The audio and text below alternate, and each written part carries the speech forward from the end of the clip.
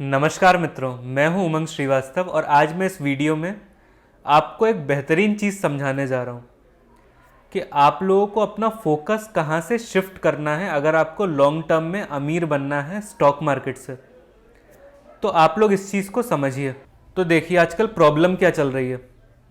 जो आजकल नए यंग इन्वेस्टर्स आ रहे हैं वो इस चीज़ पे तवज्जो नहीं दे रहे हैं कि उन्होंने एब्सोल्यूट प्रॉफिट कितना कमाया। उनका सारा फोकस परसेंटेज प्रॉफिट पे है। अब इस वाले माइंडसेट से समस्या क्या आती है।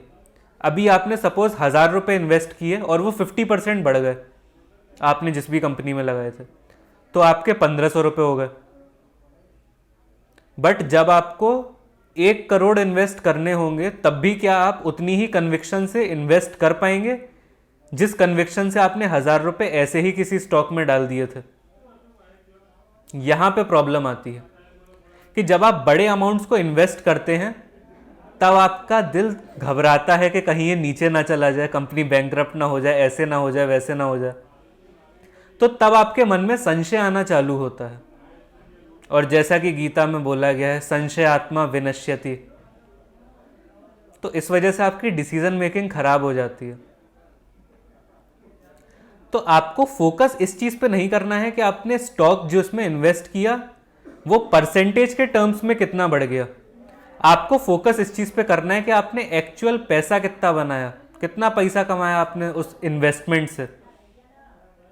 जब तक आप इधर फोकस नहीं लेके आओगे तब तक आपकी बड़ी डिसीजन मेकिंग और मोटा पैसा आप नहीं कमा पाओगे।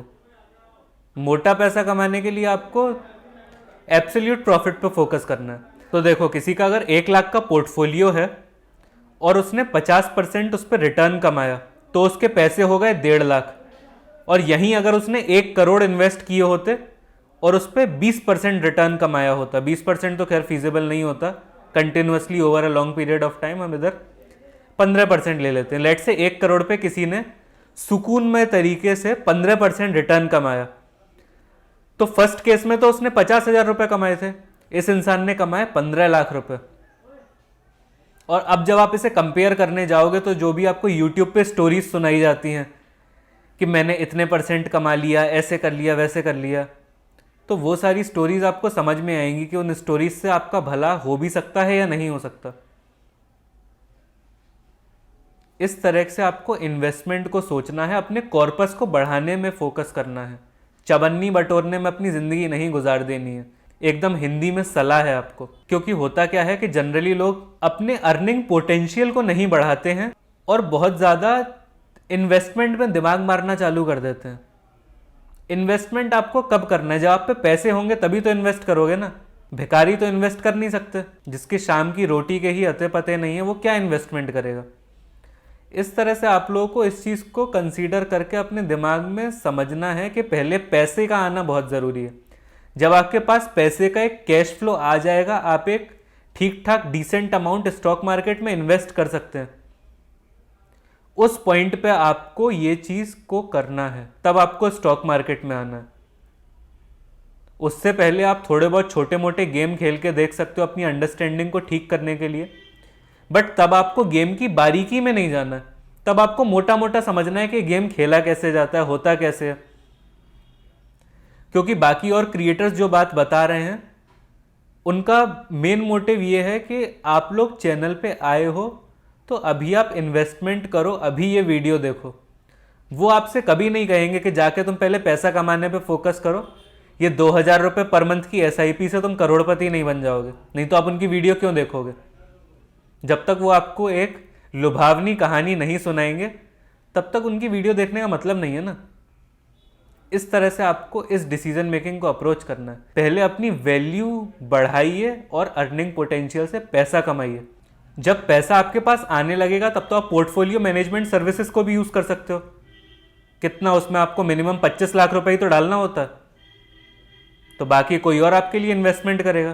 तो यहां पे आप मोटा गणित समझो कि जब तक आपके पास एक हेफ्टी अमाउंट ऑफ मनी नहीं है तब तक आपको स्टॉक मार्केट में चवन्नियां नहीं बटोरनी है। ये मेन मैसेज है। सेम चीज़ IPO को लेके लोग एकदम उछलने लगते हैं, अरे टाटा का IPO आ रहा है, ये आ रहा है, वो आ रहा है। मैं कहता हूँ IPO में आपको इन्वेस्टमेंट करना ही नहीं चाहिए। अगर आपको वैसे मन होता है कुछ करने का, आप नशा कर लो, कुछ और गेम खेल लो। बट आईपीओ में आपको अपना एड्रेलिन बढ़ाने की क्या ज़रूरत है? क्यों उससे आप इतने विचलित हो रहे हो? आ रहा है आने दो।